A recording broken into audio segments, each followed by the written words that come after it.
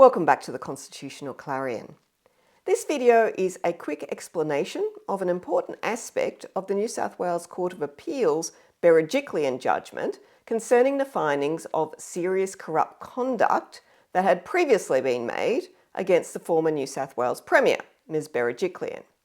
What I'm going to discuss, however, is the broader issue of the obligation upon politicians to behave impartially and in the public interest, which was a matter of dispute in this legal challenge. The case, which was named Berejiklian and the Independent Commission of Corruption, otherwise known as ICAC, concerned a challenge to findings of, quote, serious corrupt conduct, unquote, made by ICAC against Ms Berejiklian in relation to her official conduct when she was Treasurer and later as Premier of New South Wales. The ICAC's report was published in June 2023 under the title Investigation into the Conduct of the then Member of Parliament for Wagga Wagga and then Premier and Others, known as Operation Keppel. For those watching from overseas who are unfamiliar with the controversy, most Australians will be well across it, the findings of serious corrupt conduct concerned breaches of public trust arising from the exercise of official ministerial functions without disclosing a conflict of interest arising from a close personal relationship between Ms Berejiklian and another MP, the member for Wagga. It concerned the expenditure of public money on grants for projects within the electorate of the member for Wagga, which would have advantaged him politically. Other findings of serious corrupt conduct concerned the partial, as opposed to impartial, exercise of Ms Berejiklian's official functions by participating in the grant of funding in these circumstances. The Justices of the New South Wales Court of Appeal disagreed on one of the 13 grounds of the challenge.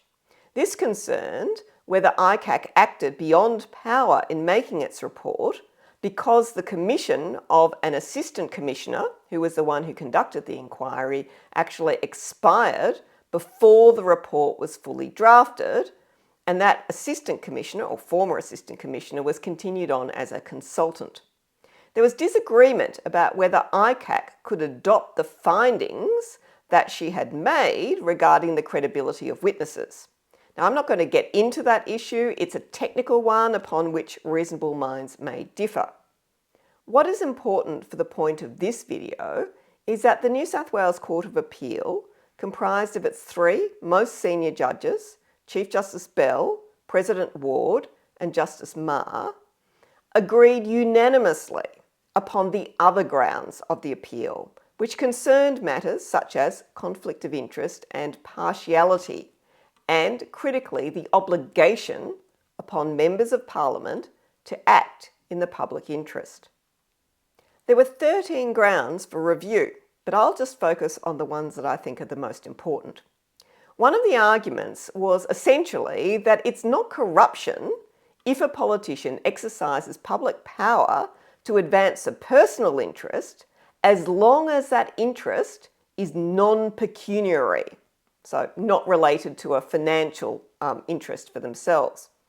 You often hear this claim actually made by politicians, that as long as they're not lining their own pocket with public money, then it's not corruption, even if they spend money to achieve other purposes that are not in the public interest.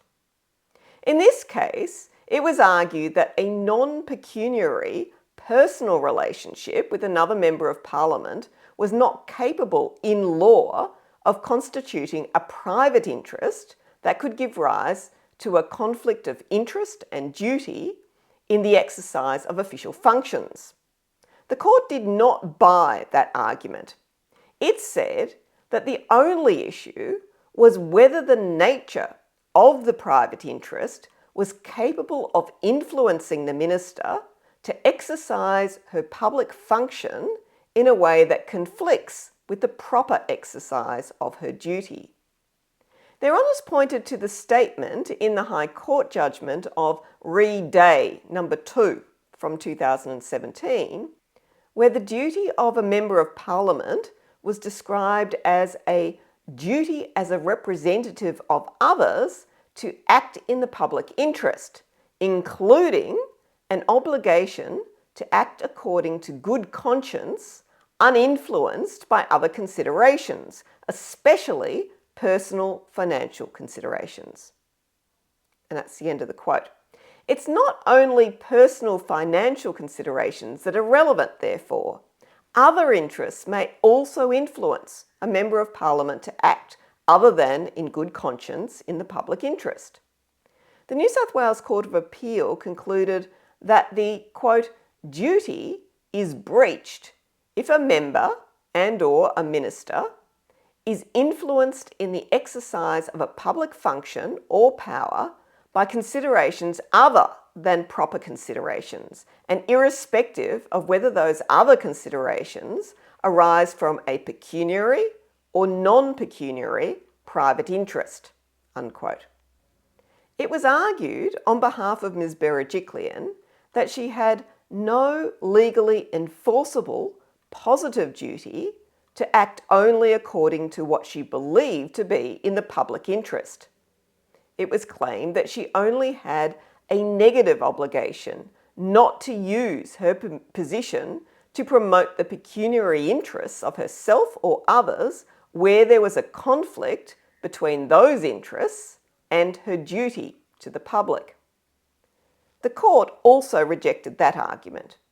It referred back to the statement by the High Court in a case called the Crown against Boston from 1923 that a Member of Parliament has, quote, the duty to serve and in serving to act with fidelity and with a single-mindedness for the welfare of the community, unquote. The New South Wales Court concluded that there is a difference between the fiduciary obligation prohibiting the pursuit of personal interest and the affirmative public duty of a minister to exercise powers and functions, quote, with fidelity and with a single-mindedness for the welfare of the community, unquote. A further ground argued on behalf of Ms Berejiklian was that there was no legal duty upon her to act impartially when exercising her official functions in relation to grant funding.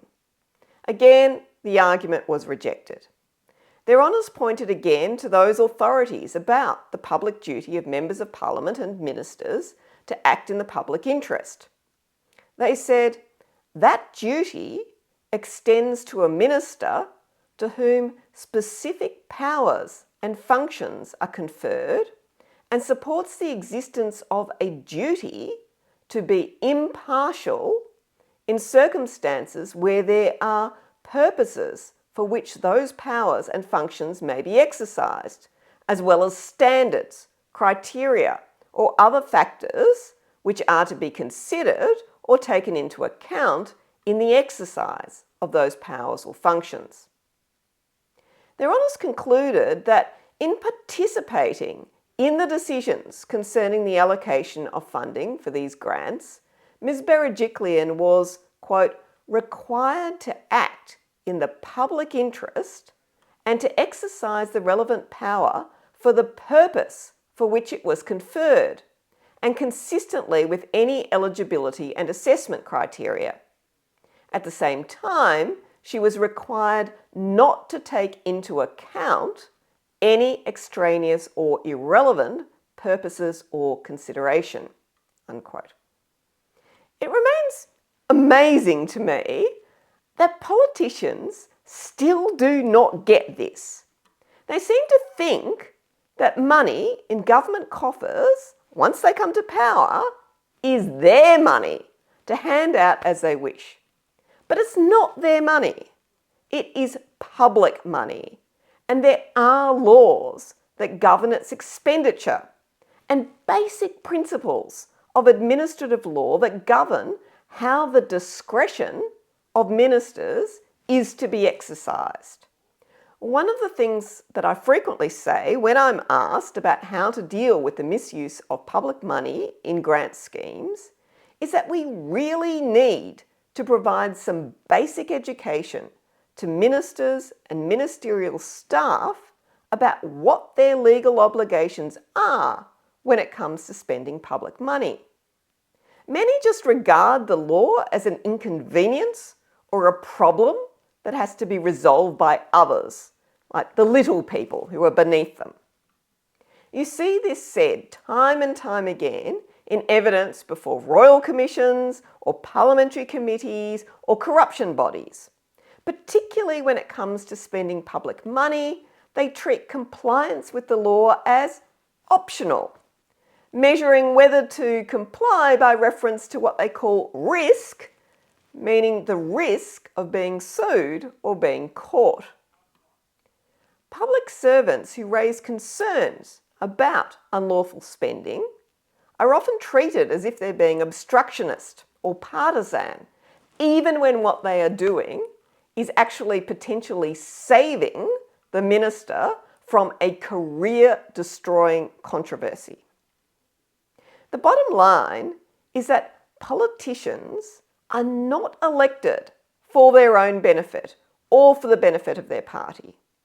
They do actually have a public duty to serve, and in serving, to act with fidelity and a single-mindedness for the welfare of the community. These are not just words. They do have legal consequences, as you can see in this judgment.